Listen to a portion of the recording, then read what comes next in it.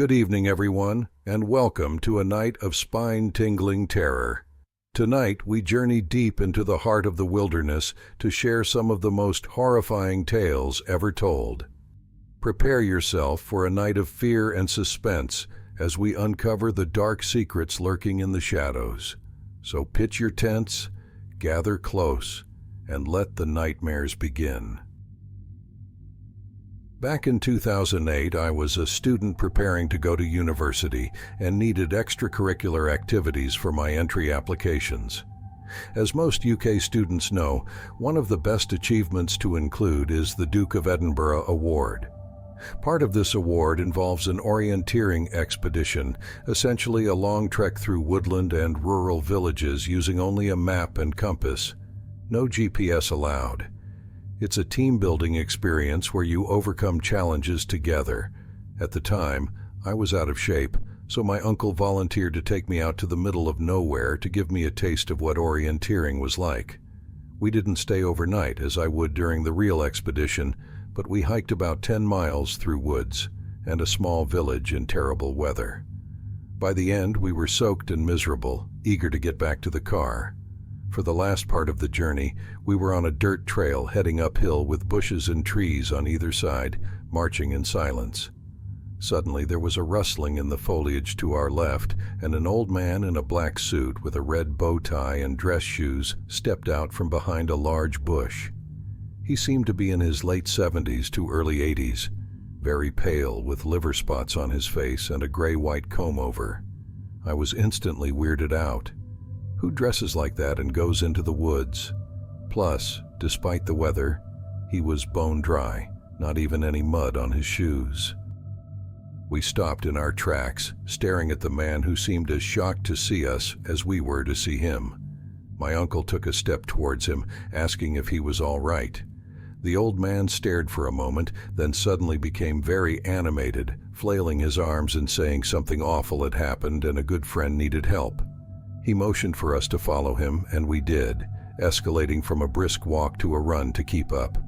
After about a minute, he disappeared ahead, but we could still hear him, so we followed the noise until we reached a huge slope. We stopped at the edge, looking down to see the old man at the bottom, motioning for us to follow. The slope was steep, about a 40-degree angle, spanning 50 feet or more, and slick with mud. It looked dangerous, especially since there were no shrubs or roots to hold on to. I wondered how the old man had crossed it so cleanly and quickly. Despite my unease, I took a step towards the edge, but my uncle grabbed my arm and pulled me back, muttering that something was wrong. We stepped back, and the old man at the bottom became irate, pleading for us to come down, saying his friend was in trouble. My uncle shouted back that we would return to our car and call emergency services. The old man suddenly got furious, jumping up and down, demanding we come down immediately, his voice turning into a growl.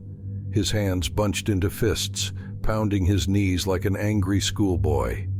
His eyes looked ready to burst from their sockets, and his skin turned from pale to red in an instant. We hurried back to the trail, power marching the remaining quarter-mile to the car while my uncle called emergency services, reporting a possibly mentally ill old man on the trail. We were told to stay in the car and wait for the police. An hour later, 4 officers arrived, 2 with dogs and supplies. We led them to the spot and pointed the officers with dogs in the direction the old man had gone. The search lasted all weekend, but there was no trace of him. The officers said the only trail they found was ours. This remains one of my weirdest experiences to date. I live in rural Australia. One early summer afternoon, I was bushwalking down a steep hill with a river at the bottom. The hill is about 500 meters high, but the track snakes back and forth like an S shape because it's too steep to go straight down. About a third of the way down, I spotted a pair of feet sticking out from some bushes perpendicular to the track. As I got closer, I saw a man lying down. Based on his body position, I assumed he was resting and likely homeless or disoriented, seeking shade from the summer sun. Further supporting my theory, he had long hair, a long beard, and was wearing track pants in at least 35 degrees Celsius heat. I was about 100 meters from where I saw the man, now on a section of the track running parallel and below where he was, walking in the opposite direction after following a curve. Suddenly, I saw the man running downhill, which unnerved me. His outfit didn't match that of a local jogger, so my fight-or-flight instinct kicked in. I pulled out my inhaler, took a puff, and pretended to start jogging, trying to commit to the act in case I had judged him wrongly. However, he continued to run after me along the track. By the time I was about 2/3 of the way down, I noticed he was sprinting rather than jogging. Sprinting downhill, especially in such heat and wearing track pants without a visible water bottle, is a terrible idea. As he gained ground on me, I decided to sit down and slide down the hill between sections of the track that ran parallel to each other. Once I finally made it to the bottom and crossed to the other side of the river, I turned and saw he had stopped running. I continued walking along the river when, after about 5 steps, I heard him yell something obscene. I kept running on and off until I made it back to the nearest road and have not returned to that track since. Earlier this summer, I was hiking in the 100-mile wilderness in Maine. A couple of days into my trip, I got really sick with a sore throat, headache, fatigue, and loss of appetite. The worst combination of symptoms for long-distance hiking. I found a tick on me and feared I might have Lyme disease. I decided to get off the trail and see a doctor, which is easier said than done in the most remote and inaccessible sections of the entire Appalachian Trail. Thankfully, old logging roads crisscross the wilderness, so I turned onto one that supposedly led to a campground where I hoped to find some day hikers and get a ride into town. As soon as I left the Appalachian Trail, it started pouring rain, adding to my misery. A few minutes later, I noticed a dog in the woods. Strange, I thought. Then I saw another dog, and another, and another. About a dozen big hunting hounds fenced off randomly in the middle of nowhere. They barked at me, slobbering and pawing at the chicken wire fence, which didn't seem strong enough to hold them. This was slightly disconcerting, but the real moment of fear came when I spotted a lone figure in the woods. It appeared to be a tall man in a hooded blue rain jacket and pants. I couldn't see his face, and he stood there as still as a statue. Severely spooked, I quickly got out of there. In the backcountry, it's generally good manners to say hello and exchange pleasantries, but this guy didn't say a word. Maybe it was because of the rain, or maybe he was feeding bodies to his hounds. I'll never know. But he definitely saw me, and I could tell he was watching me go past. One evening, I was walking alone on a 1.5-mile trail around a huge bluff about 40 feet tall. While hiking, I got a call from my girlfriend at the time, so I answered and started chatting with her. It began to get dark, and I was dragging my feet as we talked. Suddenly, I heard rustling all around me. Growing up in rural Illinois, I knew it was a pack of coyotes. I told my girlfriend I was being followed and needed to stay alert. She was a bit freaked out but understood, so I hung up, grabbed my pocket knife, and quickly found a stick to whittle into a point. As I walked down the trail, the rustling got closer and closer, turning from stereo sound to what felt like 7.1 Dolby surround sound. I realized I was surrounded but couldn't see the coyotes. I was near the top of a hill and wanted a good vantage point to defend myself if necessary. As I reached the top, I noticed a doe just over the ridge, about 20 yards away. The rustling stopped, and everything went quiet. I realized the coyotes weren't after me, but were hunting the deer. I yelled, and the deer looked back, saw me, and bolted like a bat out of hell. The second the deer moved, 4 coyotes came from behind me, sprinting past me so closely that they practically brushed against my jeans as they careened down the side of the bluff. I stood there for a few minutes, trying to process what had just happened. I haven't taken that trail since it was pretty damn scary. I grew up in the woods and have never had an encounter like that before, and I hope to never have one like that again. I love exploring and fishing, and it's a big passion of mine.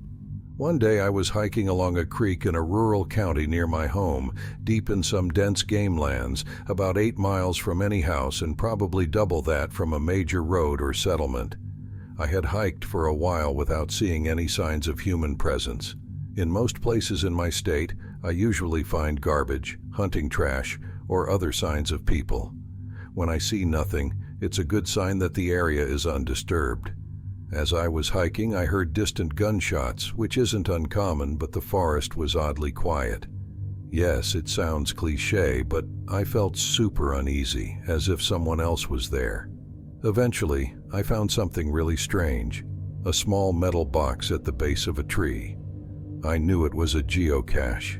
Let me remind you, this was several miles through thick woods with no sign of human habitation or influence. The box was rusty and looked like it had been through a lot. I tried opening it, but sediment and rust had accumulated, and although there was stuff rattling around inside, it wouldn't budge.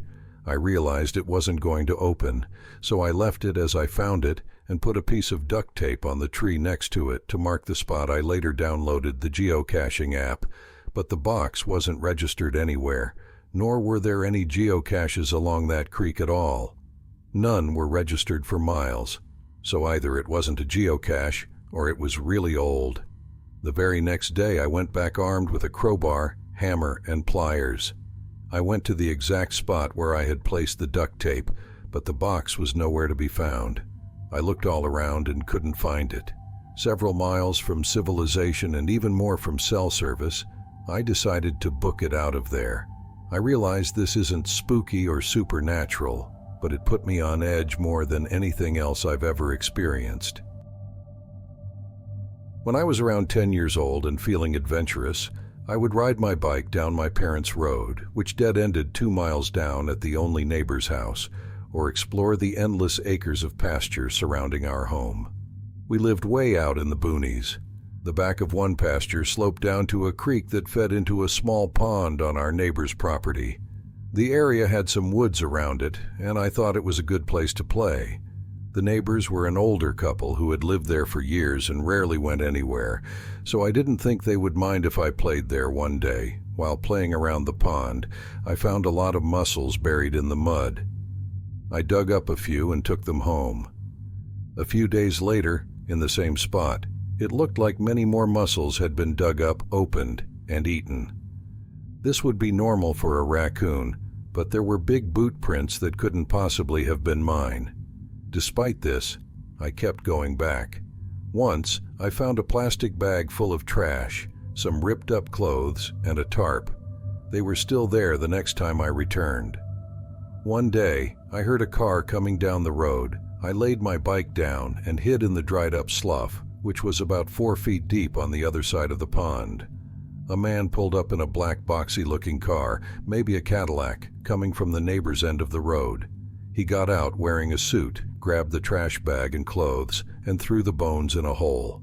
He looked around and quickly got back in the car and left. After he was gone, I went back, looked at the bones, and took one home. When I showed my dad, he said it looked like a deer or cow bone and threw it out. It wasn't until I started studying pre-med in college that I realized it was a human radius, likely that of a woman or older child. Hey everyone, thank you so much for tuning in. I hope you enjoyed tonight's spine-chilling camping tales. Your support means the world, and I can't wait to bring you more heart-pounding horror stories soon.